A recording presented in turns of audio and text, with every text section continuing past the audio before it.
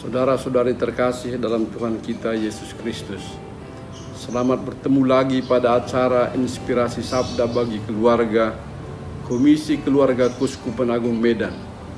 Hari ini Kamis tanggal 7 Juli tahun 2022. Sebagai inspirasi bagi kita hari ini, kita baca Injil Matius bab 10 ayat 7 sampai 15. Pergilah dan beritakanlah kerajaan sorga sudah dekat.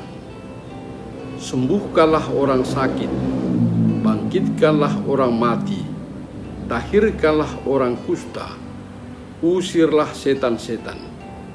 Kamu telah memperolehnya dengan cuma-cuma, karena itu berikanlah pula dengan cuma-cuma. Janganlah kamu membawa emas atau perak atau tembaga dalam ikat pinggangmu. Janganlah kamu membawa bekal dalam perjalanan.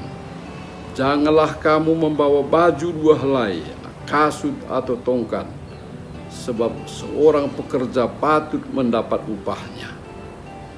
Apabila kamu masuk kota atau desa, carilah di situ seorang yang layak dan tinggallah padanya sampai kamu berangkat. Apabila kamu masuk rumah orang, berilah salam kepada mereka. Jika mereka layak menerimanya, salammu itu turun ke atasnya. Jika tidak, salammu itu kembali kepadamu. Dan apabila seorang tidak menerima kamu dan tidak mendengar perkataanmu, keluarlah dan tinggalkanlah rumah atau kota itu, dan kebaskanlah debunya dari kakimu. Aku berkata kepadamu, sesungguhnya pada hari penghakiman, tanah Sodom dan Gomora akan lebih ringan tanggungannya daripada kota itu. Demikianlah sabda Tuhan. Terpujilah Kristus. Saudara-saudara yang terkasih, dalam Injil Lukas bab 10 ayat 1 sampai 12, Yesus mengutus 17 murid pergi berdua-dua. Pada Matius bab 10 yang kita baca hari ini tadi, Yesus mengutus ke-12 muridnya. Tetapi baik kepada 12 rasul dalam Injil Matius maupun 70 murid dalam Injil Lukas, hampir sama pesan Yesus.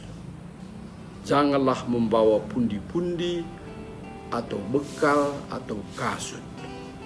Wartakanlah kerajaan Allah sudah dekat. Kalau ke-12 rasul ini adalah pemimpin gereja yang memimpin yang memang seluruh hidupnya dicurahkan untuk penggembalaan umat. Tapi kalau 70 murid itu berarti sudah lebih dari 12 rasul. Berarti para jemaat awam pun yang hidup dan berkarya di tengah masyarakat tetap diminta Yesus untuk ikut mewartakan Injil. Tentu dalam batas dan lingkup hidup sehari-hari mereka.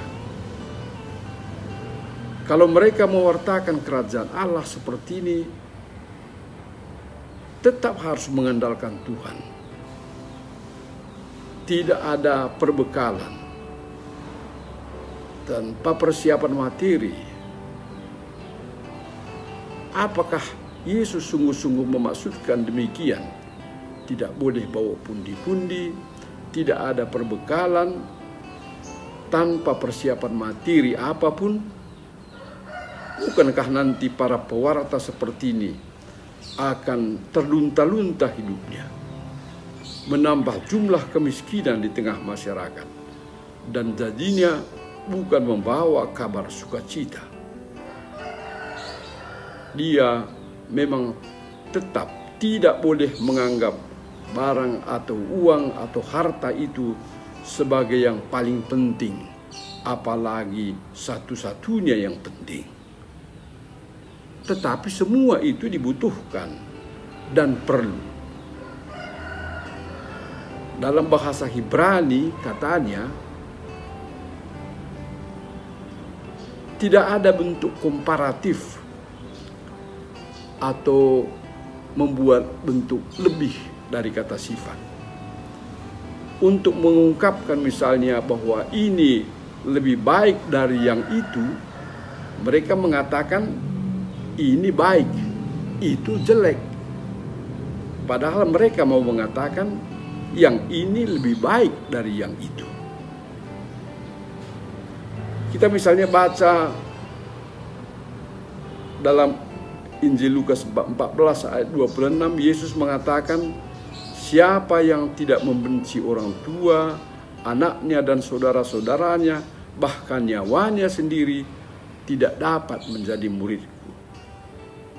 Padahal dengan itu dimaksudkan orang boleh, bahkan harus tetap mengasihi orang tua, anak-anak dan saudara-saudaranya. Tetapi kasih kepada Tuhan harus lebih dari itu semua. Bila harus memilih dari yang dua itu, orang harus memilih Tuhan. Tetapi bukan untuk dipertentangkan.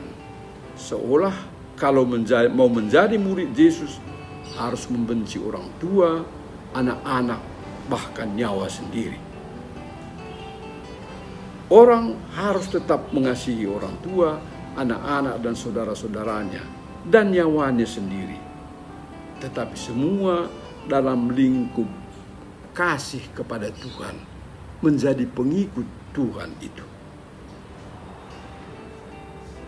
Nah, begitu juga dengan penghargaan kepada barang dan persiapan materi tadi. Bukan dimaksudkan itu tak perlu dihargai. Orang yang sibuk mewartakan, lalu hidupnya sendiri terlunta-lunta, hidupnya sendiri diabaikannya, tidak ditata dengan baik, bisa dicaci dan dicecar, dicerca. Uruslah dulu dirimu sendiri. Nah, saudara-saudara yang terkasih, rasanya penghargaan yang seimbang seperti ini lebih sesuai lah dan lebih real lah dengan zaman sekarang. Semua itu perlu dan berguna dalam pewartaan kabar gembira. Walaupun di atas segala-galanya tetap harus diandalkan kuasa dan berkat Tuhan. Tapi mengandalkan kuasa dan berkat Tuhan tidak boleh dipertentangkan dengan penghargaan kepada materi, jasmani, uang, jasa, dan lain-lain. Jangan mengatakan kita mengandalkan Tuhan. Uang dan materi tidak perlu. Salah, saudara-saudari. Uang, materi, jasa itu perlu semua. Tapi semuanya akan sia-sia tanpa kuasa dan berkat Tuhan sendiri.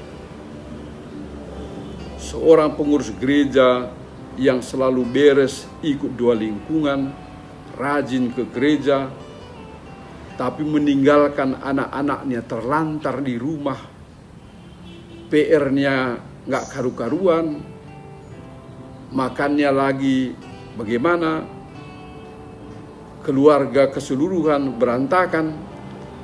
Ini contoh yang mempertentangkan dua pengertian tadi. Kita mewartakan kerajaan Allah sudah dekat, tetapi kita meninggalkan persiapan pundi-pundi keluarga. Dan kita meninggalkan perkembangan anak-anak kita. Kita nyanyikan lagu kesukaan kita.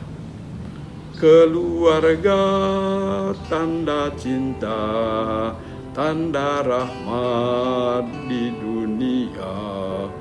Keluarga gereja kecil, hadirkan cinta Tuhan. Salam, saudara-saudari.